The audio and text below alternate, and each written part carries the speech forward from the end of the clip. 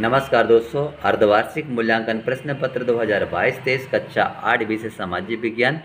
और आपको यहाँ समय 3 घंटा मिलता है। और यहाँ पर ध्यान दीजिएगा, ये पार्ट 2 वीडियो है। इसमें भी पूरा आपको 1 से लेकर के 22 तक यानी पूरे प्रश्नों के उत्तर बताए जाएंगे और 50 के 50 अंक आपको इसमें मिल सकता है यदि आपने सही ढंग से देखा और वीडियो को स्किप नहीं किया। तो चलिए, नमस्कार, welcome to our YouTube channel MP के टीचर। देख सकते हैं प्रश्न क्रमांक यहाँ 1 से 10 तक, प्रत्येक के लिए आपको 1 अंक मिलने वाला है। प्रश्न को पढ़कर नीचे दिए गए विकल्पों में सही विकल्प चुनकर लिखिए।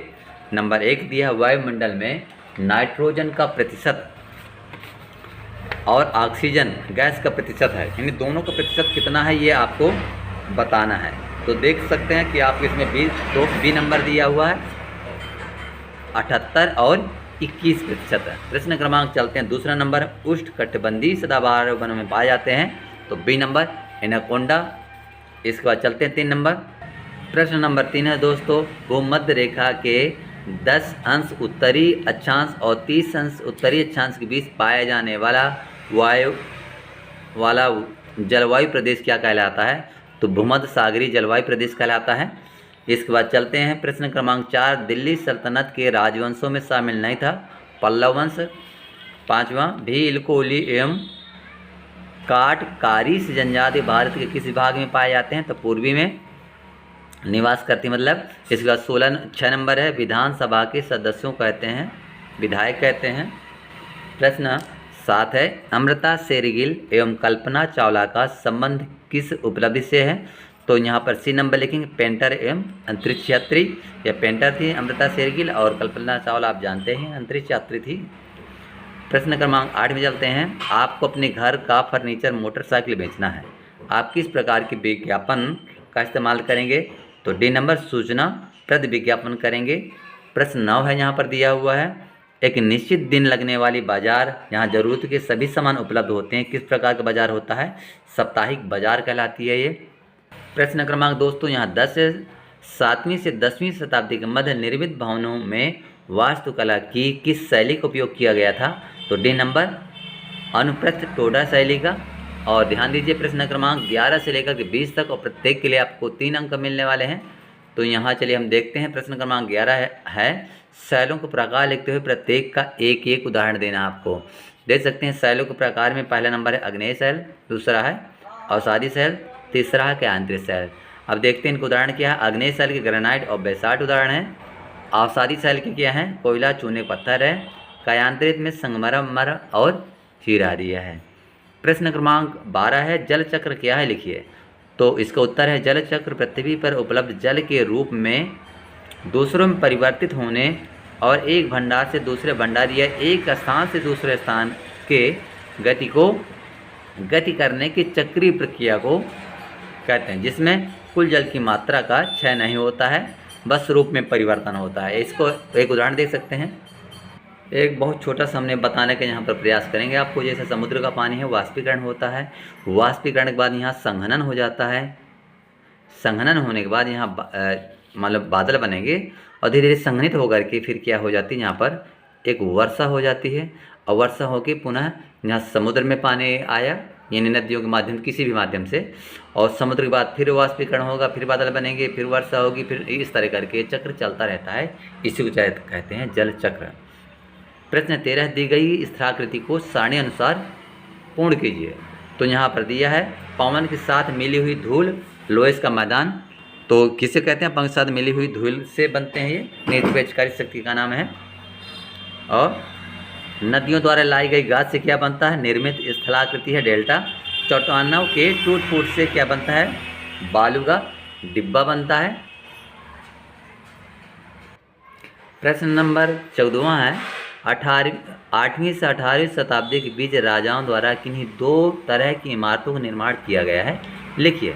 तो 8वीं से 18वीं शताब्दी के बीच राजाओं तथा उनके अधिकारियों ने 2 तरह की इमारतों का निर्माण किया।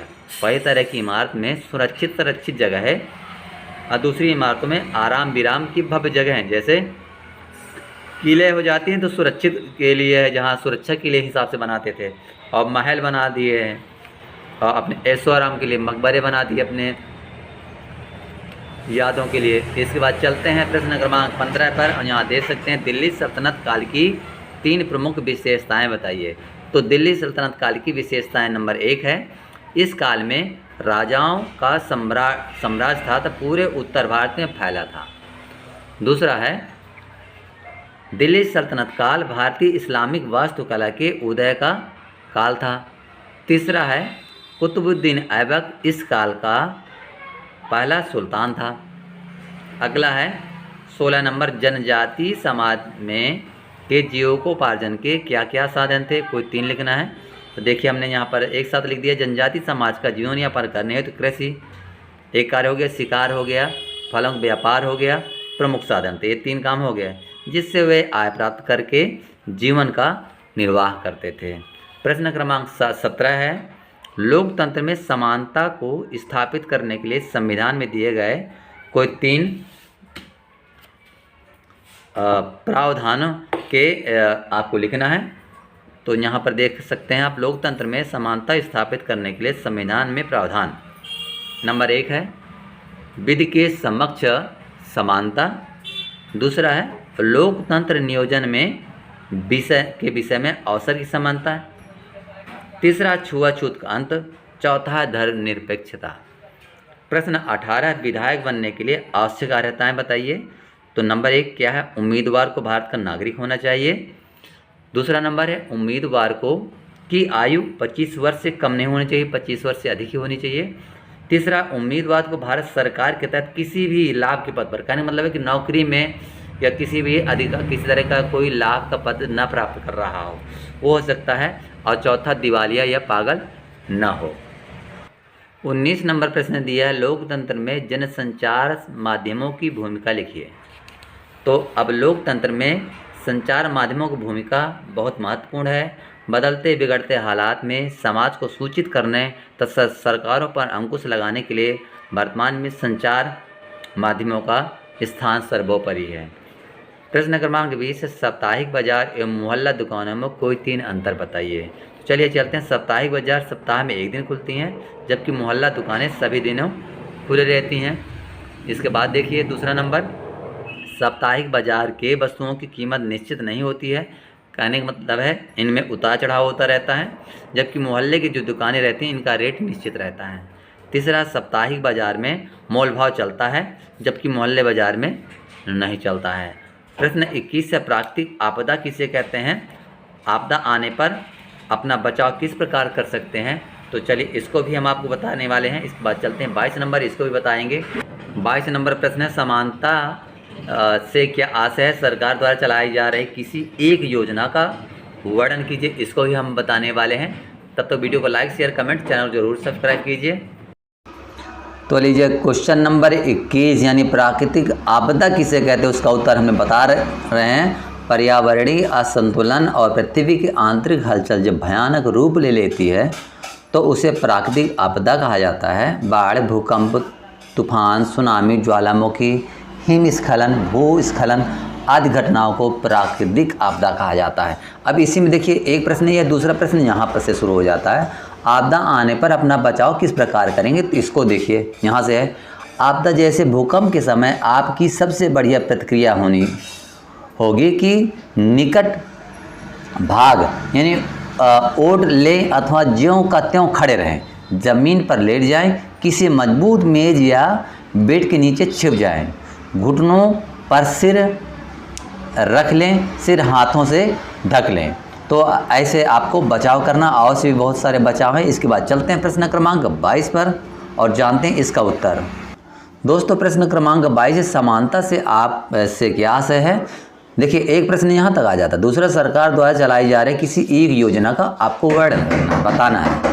तो नंबर 1 है, समानता का अर्थ किसी समाज की उस स्थिति से है जिससे उस समाज के सभी लोग समान यानी अलग अलग नहीं अधिकार या प्रतिष्ठा रखते हों। अब देखिए एक योजना का हम नाम यहाँ पर बता रहे हैं, प्रधानमंत्री आवास योजना।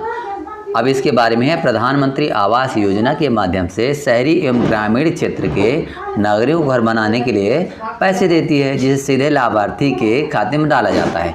इस योजना के माध्यम से शहरी क्षेत्र के लोगों के लिए यानी ये 2.5 लाख दिए जाते हैं, 2,50,000, और ग्रामीण के लिए यहाँ दिए जाते हैं 2 लाख रुपए। थोड़ा सा और यहाँ पर डाउट है, जरूर इसको ज़रूर कन्फर्म कर लीजिएगा। और बस यहाँ से दोस्तों वीडियो को समाप्त करते हैं। वीडियो देखने के लिए धन्यवाद। वीडियो को लाइक शेयर कमेंट ज़रूर करें।